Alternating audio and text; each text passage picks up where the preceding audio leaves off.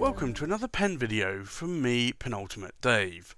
So I have a couple of pens here, and I'm going to do, because these are pretty much identical, I thought I would do these together rather than do these reviews separately. So these are the PenBBS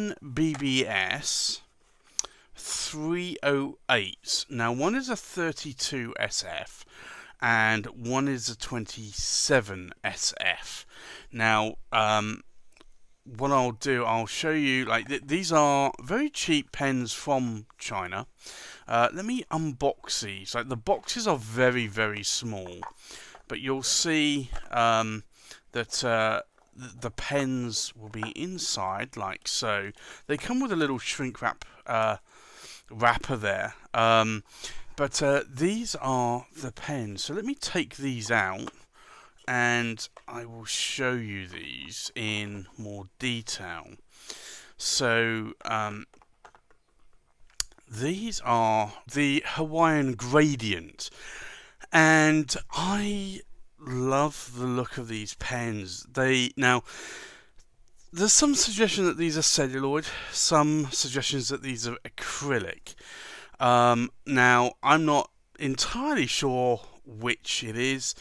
For the price, I would say they're probably acrylic more than anything. But they do have that sort of like almost celluloid look to them, and the cracked ice feel. But the gradients here, in the material, is just stunning. So these are from China. These are cheap pens, but they're actually not bad pens, and these sell out really quick. You can get them on eBay, and I'll show you here that basically, in terms of the pen itself, you're looking at a very lightweight pen. The cap there, finial, is pointed. You have a very basic clip. You have a center band here, which actually gives the model number, and PenBBS. But this acrylic, if it is acrylic, I presume it is acrylic and not celluloid, is done really nice. So these come in varying colours, like oranges and greens and yellows and blues. And when I saw these two, I decided to snap them up quick, because I know that these are selling out really, really quick on eBay. And I wanted to try them out. Like, I don't sort of nowadays really go for cheap pens. The reason being is that I have a number of cheap Jinhaos. They write perfectly well, the X450s, the X750s, but I don't really need any more. And like, they're good for a workhorse pen, but there's nothing that special about them. So I tend to sort of steer clear of the cheap pens. Now these weren't as cheap as a Jinhao. I bought these in the UK from a seller on eBay, and I think it was around about £40. I think if you buy them from China, they're around about £35 by the time you import them into the UK. But as you can see, that this material is really nice, and they are really, really lovely pens. So you find that they come in a number of different models. There's like the 307s, there's the 308s, there's the 309s. So these are the 308s, and I'm actually quite pleased with these. Now they do come with a fine nib. You don't seem to be able to get any other nib width. So if you don't like fine nibs, then these may not be for you. Now I am normally a medium nib person, or a broad, or a double broad, or a stub. So like, I can use fines, providing that they're not too fine or too scratchy or too feedbacky. So I decided I'd just give these a try. I really love the material, and worst case scenario, I could always sell them if they turned out to be like really bad nibs, or I could actually improve the nibs myself. But I was actually quite surprised. The nibs on these are actually really nice. Now, clearly, for that sort of price, you're not going to get a gold nib. So, if I unscrew this, you'll see it's just a standard steel nib. But it actually does write very smooth. Now, as with all nibs, I found when I bought both of these together, I found that one of the nibs was a little bit more smoother than the other. Like, one was a little bit more feedbacky and probably a little bit more, I'd say, probably, I wouldn't say scratchy, probably more toothy than anything. But you can see this material is gorgeous, and if you like sort of the cracked ice or the chipped ice effect, and the way it just blends together, I think this is a lovely material. Now, I'd prefer it to be in a medium or a broad nib. I can use these fines; they're very nice fine nibs. I'm actually tempted to pick up a few more colours if I can, although I would prefer them in a medium nib if I could get it in a medium nib. I guess I could always swap out the nibs if I wanted to, but you can see here that material, when it picks up the light, it is gorgeous. So for me, these are really nice pens. I'll show you this pen as well. So I just look at that. Look at the cracked ice effect on that. So some of them have more blue, some of them have more green, or yellow, or orange, or reds. And when I saw both of these, I decided at that point I was going to pick them up because they were enough of a difference there to make the pens look different. So like this one has more blue on the cap, this one has more green on the cap with some lighter blue, and because of the cap's green, this one has more green in the body, whereas this one's more blue, and then it tapers out to yellow. But they are essentially quite nice pens. So let's do a size comparison. We'll do a weight, we'll do a pen comparison, and then we'll do a writing sample. So in terms of length, these are around 145 millimeters in length. The caps are 65, and if I uncap the pen and measure that to the tip of the tines, we're looking about 130 millimeters. So in terms of size in my hand, I don't have a large hand, I don't have a necessarily small hand, but for me they're actually not a bad size. Now you can post these if you want. They do become a little bit long. They're not back weighted. They're very, very light pens. So from that perspective, like I could post these and not worry about them at all. But it's a good pen. I really can't fault it, to be honest. Other than I guess the only thing I could fault these pens with would be, please PenBBS offer them in other nib widths, because that is the only thing that I would say that is needed on these pens. So in terms of weight, we're looking at just under 19 grams inked up. The cap itself is just over 8 grams, and then the pen inked up on its own, we're looking at just under 12 grams. Now, in terms of the filling system, these are cartridge converters, and I'll show you that here. It just comes with a standard cartridge converter there. A little bit of ink retention going on there. Just shake that. Now, the thing with these is they do have, let me see if I can zoom in here, they do have a clear O-ring on them. So you could, if you want to, take the cartridge converter out and literally just fill the entire barrel with ink. Now, because the barrel is like semi-translucent, not much, but a little bit.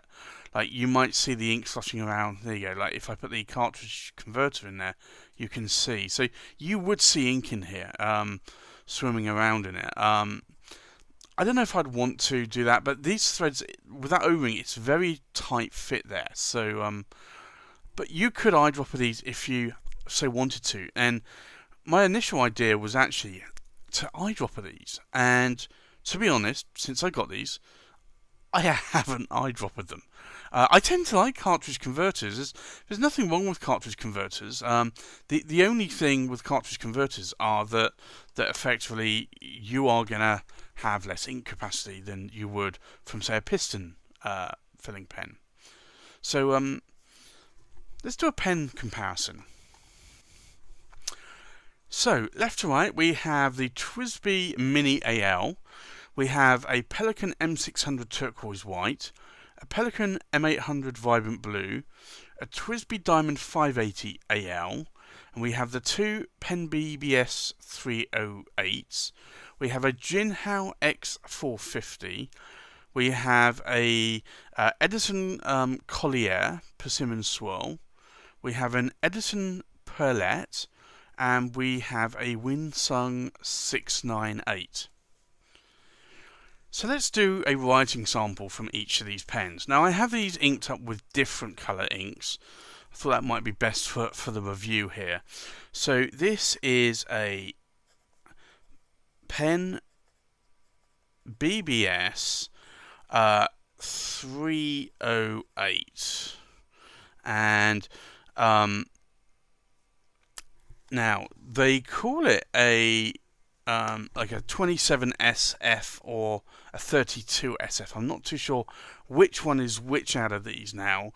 SF, I don't know. I don't know if that stands for superfine or I'm not entirely sure. But it basically comes with a fine steel nib. Now the ink in this pen, Lamy blue. Now, because this is a fine nib, we're going to find a very fine line here. And because it's a steel nib, I'll try and push quite hard. You will get a little bit of line variation. Not quite double, I would say, but there's maybe like 1.5 times line variation there. And if I do the figure of 8, you'll see that there's a little bit of line variation, but not a huge amount. And there you go. So it's a steel nib. Don't expect much from a steel nib. Now I do find like this nib is a little bit on the crisp side.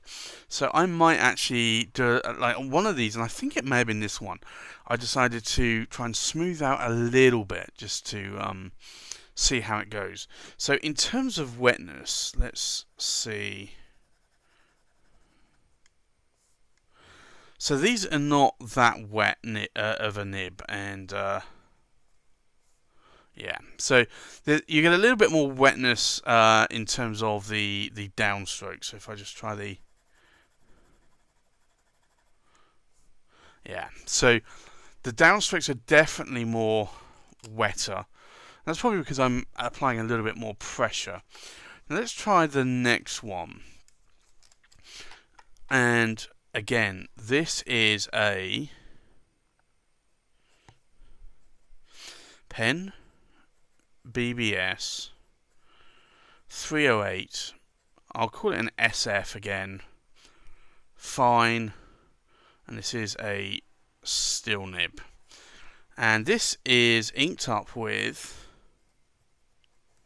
Lamy green. Now, we'll do the same line variation test with no pressure and then with a lot of pressure. So again, you're seeing about 1.5 times line variation there. So not a huge amount, and bearing in mind it is a steel nib, but if you wanted to push it, you could. But you're not going to get much line variation out of it because it's a steel nib. And then the cross strokes.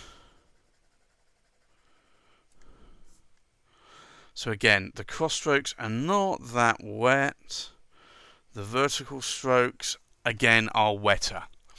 So both these nibs could probably do with a little bit more of maybe shimmying the tines with some brass shims, just to try and open those tines a little bit more. Bearing in mind these are fine nibs though, so I wouldn't expect too wet a deal, but I might actually do that. I'll give that a go and see if I can make these wetter. In terms of the writing experience, these are actually okay. They're not. I'm not a fine nib or an extra fine nib person. I have some fine nibs from Visconti that are palladium and that are gold nibs, and they are really nice.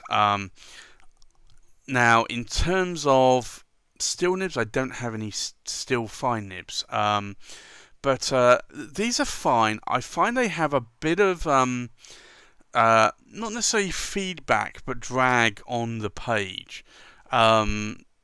If you're using them on Rhodia or any waxy type paper. But on cheap, more absorbent paper, I don't feel that sort of like drag that is happening when you try to write with it. So it could be that these nibs could do with a little bit more smoothing out. I think because they're fine nibs, they're not putting down a huge amount of ink. I think probably improving the ink flow, making them a lot more wetter would help. And that would make them feel more smoother when there's more ink coming out of the tines.